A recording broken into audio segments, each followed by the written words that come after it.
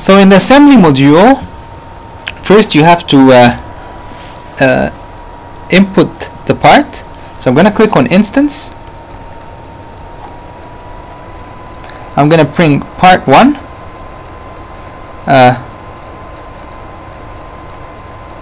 Alright, so this is the assembly. We only have one load step.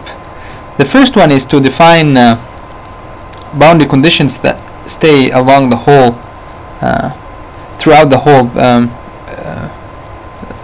loading process. I'm going to create a new step. I'm going to call it loading. It's static and it's general.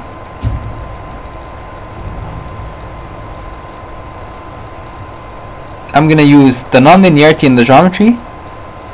This is the total time is 1. The initial increment size, I'm going to set it up at 0.1. This is the maximum number of increments allowed.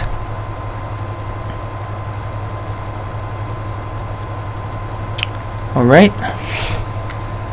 Now in this step I'm going to define the loads and the boundary conditions.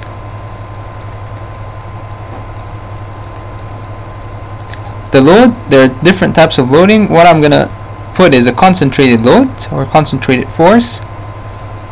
I'm going to put the concentrated force on this node. Select points, done. This is in the direction 2, negative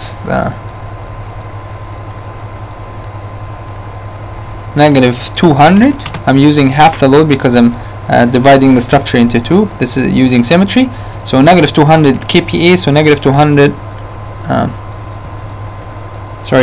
kilonewton, negative 200 multiplied by 10 power 3 newtons. 1, 2, 3.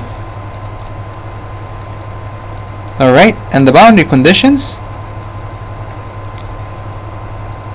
Create boundary conditions. The first is symmetry. Continue. Select the regions. Symmetry on this. Done. It's symmetric around X. Around Y. So U1 is equal to 0. And the second boundary conditions is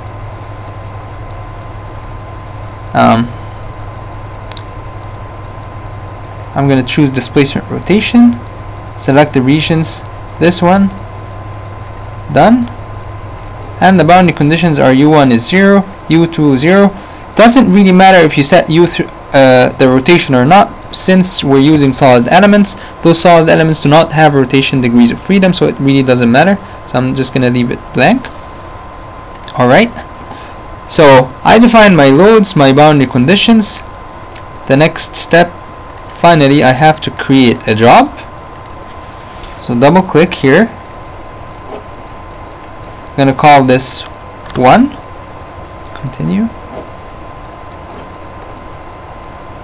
Alright, and I'm going to right click here and submit.